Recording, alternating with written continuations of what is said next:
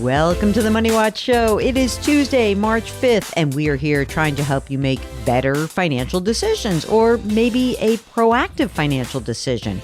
Or maybe you are wondering if you're on the right track, or maybe you're considering something big in your life and you want to understand the financial repercussions. Mark and I are both certified financial planners, Mark Talercio, and I, Jill Schlesinger. We love talking to you. And so if you would like to join us on the air, all you need to do is go to our website, JillOnMoney.com, click the Contact Us button, and we will get your note. Mark does everything else. If you'd like to join us via audio, great. But if it's video you want to do, fantastic. You can be on our YouTube show, Jill on Money, powered by The Compound. 2 little boxes. Just check the one that's most appropriate for you.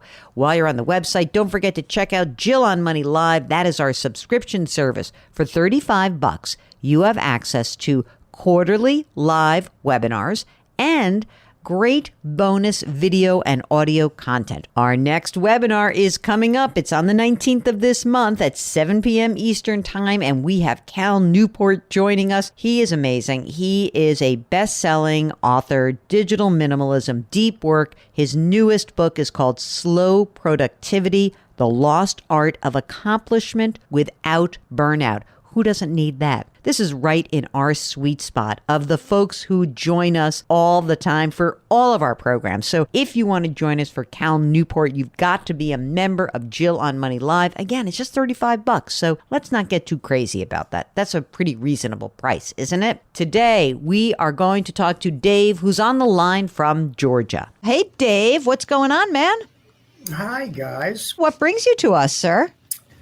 Well, I've had a milestone. I'm recently retired and trying to make the adjustment in both cash flow and mindset from, getting a paycheck and business income for years and decades and saving as much as you can and investing for growth to flipping that script and figuring out how to squeeze income out of my nest egg sufficiently. I've never been much of an income investor, and I could use some help. I don't have a financial planner. I am our financial guy. So, I need some tips, need some help. All right. So you said a we. Who's the we, Dave? It's my wife, Melissa, and myself. Uh-huh. And how old are you guys? We are 62 and 67. Which is you? I'm 62. Uh-huh. And she's 67. Is she also retired, or is she working still? She is. No, we had our own business, so we have retired the business this year. Oh my God, okay. So now we're talking about a whole different level of mindset shift. That's a lot. So what was the process for you guys? Were you able to sell? Is this a business that relied so much on you, you just had to essentially shut it down? Like, what happened? The latter, yeah. It really relied more on my wife. She was the brains of the operation. As usually is the case. It's so true, Jill. Mm-hmm. And there were unfortunately nothing. It was a service business. We were in the recruiting. We had a recruiting agency. So there was really no assets to sell. No, we just ramped it down. It was a slow ramp. We tried to do it originally in 2020, but it's a very slow ramp. Clients kept calling back and needed a little bit of help. So all right, we did that. But now it's officially official. Okay, so let's talk a little bit about what's going on for you guys financially. Well, I love this guy. Trying to hold off on taking our Social Security. It's been our understanding that it's very beneficial to hold off until you're 70 years old if you Definitely. can. So we're doing that, and we have enough to bridge the gap. We do have 3 rental properties. So we do, the cornerstone of our income now is rental income. All right, hold on, stop. I'm going to stop you for 1 second. So 3 rental properties. Mm-hmm. Do you want to give us, like, together they're worth blankety blank, or do you want to go property by property? It's up to you. Let's say altogether we are at roughly $1 million, maybe. In equity or I'm sorry. Or market value? Market value, yeah. It's a little over $1 million. Okay. And do you guys have outstanding mortgages on these properties? We do not. Oh my God. So how much are they cash flowing? They are cash flowing roughly 40,000 a year Each, or you mean all together? altogether. Okay, got it. So you got $1 million of fair market value, cash flowing 40 grand a year. Is it a pain in the neck to manage these things? You know something? Two of them are long-term rentals, which are a piece of cake, and we dipped our toe into the short-term rental market. That's a little bit of a pain, but in the big scheme, it's not Okay. manageable. Okay. Cash on hand, give me that number. Roughly 50,000. Okay. And money that is in investments that have been taxed already. So a taxable brokerage account. That is roughly 1.5 mil. And you're managing that. So is that mostly all equities, you say? Primarily, yeah, Okay. it really is. A few small bond funds, but Okay. not much. And what about retirement accounts? What about those accounts for you guys? Almost all of our brokerage accounts are retirement accounts. Okay. We So have of that, about- you mean of that 1.5 million, most of it is retirement? It is maybe 150 in a taxable. Okay. So 150, but then 1.35 is retirement. Yes. Okay. And of that retirement, those are pre-tax accounts, not Roth accounts?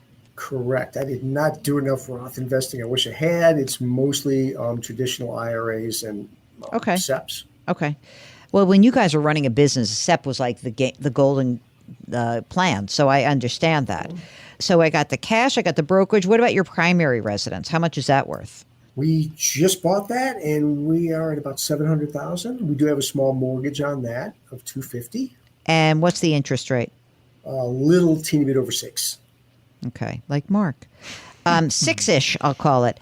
Do you guys have kids that are grown and or pets that are ripe? We have one one grown daughter, yeah, and she's Okay. doing great and off the payroll. Yep. Fantastic. How much do you figure that you guys need just to spend, or what you'd like? Not even need. What would you like? We're simple folk, but nevertheless, in this day and age, I would say that number comes in around 110K a year. Can't we just say 120 so I can make it even? 10 grand a You're month. probably Why right. not? That sounds come easier. on. When you look at your Social Security benefits, so your wife is 67, you're 62. If she were to claim at 70, what would her benefit be? I don't know that number offhand, Jill. Mm-hmm. If I'm going to spitball, I'm going to say 2,500. I bet it's more. How much were you guys making at the end? We were probably making about 200 together. That was our AGI. Okay. At the end. All right. So, and no, there will be no side hustles for you at this point, right? Not in the immediate future. Maybe down the road, but Mm-hmm. right now, no. Let's plan. For the sake of this conversation, let's say no. Okay. Mark, do you want to pop in and ask more questions at this point? I don't have any more questions. I've just been playing with the numbers. Oh, jeez. Poor Mark just can't help but being the geek that he is. So, Mark, how do the numbers look?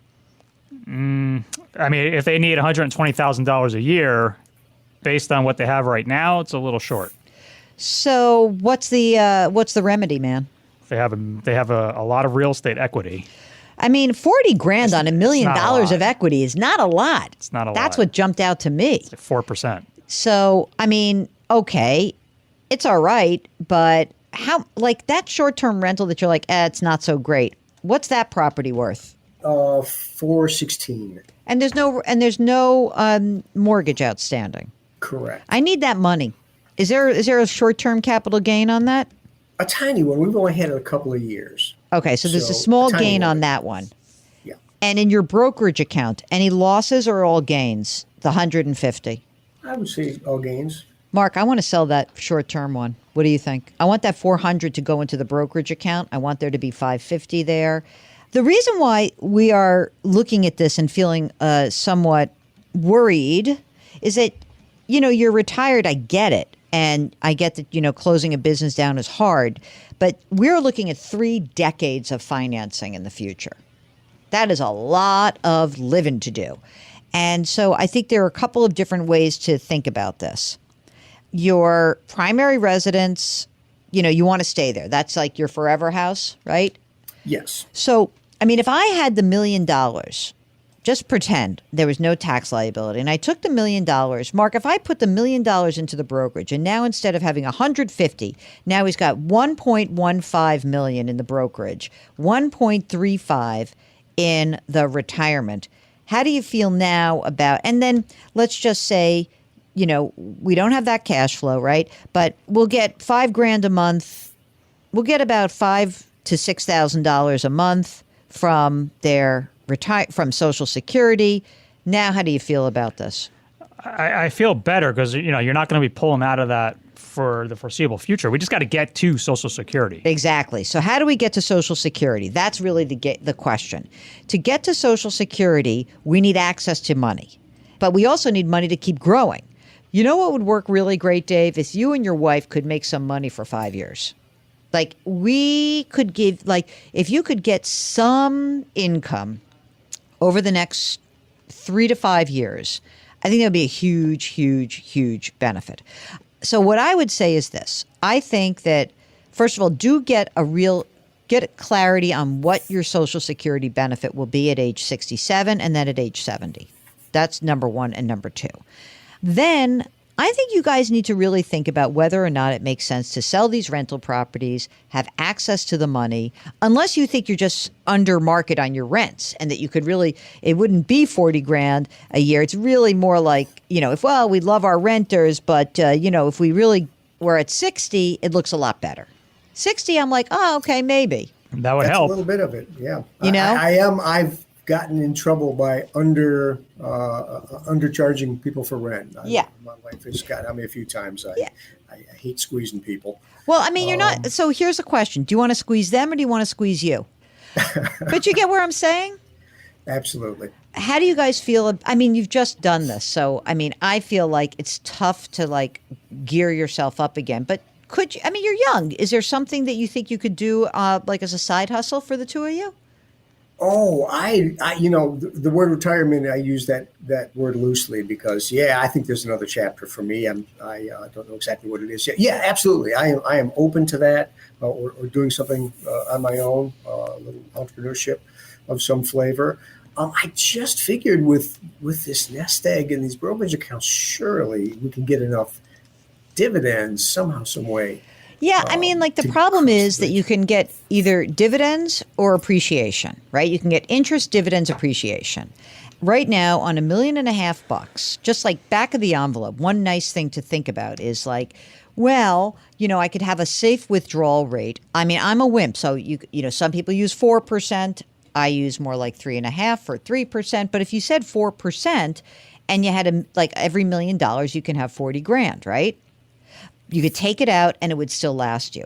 But remember, 1.35 of your money hasn't been taxed yet. So it's not 1.35. It's 1, right? It's really 1 to you.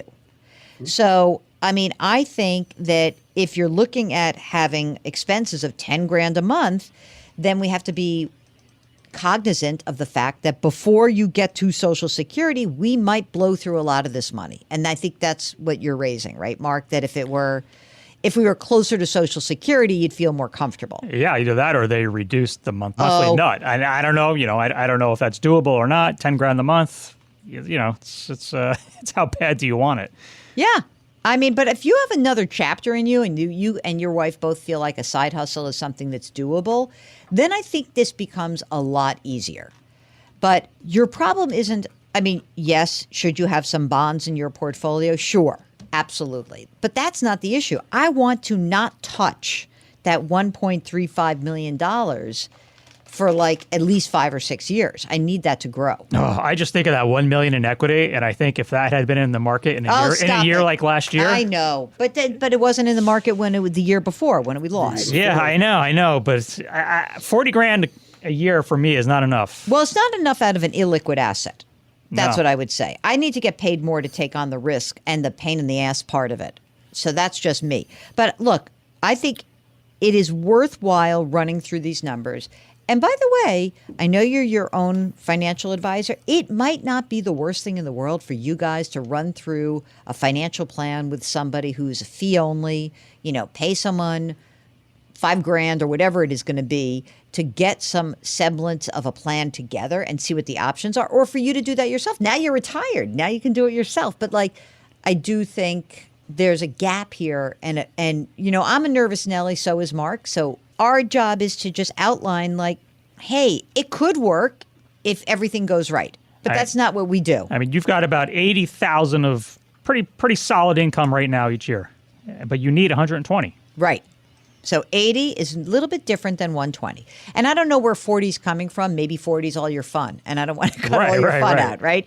So if it's 20 is all your fun, and you can say, it's not 120 a year, Jill. It's really 100, and we can really live with that. And we're both going to make 25 grand doing something fun, then the numbers are going to work great. Or you can even pull a little bit more out of those accounts, and knowing that you're only going to do it until your Social Security kicks in. Right. But even then, I like having the money working for you as long as possible. The corpus of the investment, the body of your investment being at work for you as long as possible is the best outcome. But, like Mark said, you could take some of it out.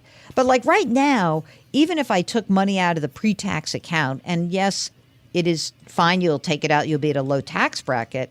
You just can't take out a lot of money. Can't be taking out $100,000 a year out of that, clearing your 80. Is there a state income tax in Georgia? Yes, there is. So like if you're taking 100 out to pay your bills, and let's say as is, you have your 40, you need to take 100 out. You're going to get 75 out of that. You got your 75 plus the 40, and now you pay for your stuff, right? But when I pull $100,000 a year for the next, 5 years out of this account, that's a lot of money to take out of the game. It really is. I don't want to bum you out, man. I feel bad now. Mark, make him feel better. It's nothing I didn't already know.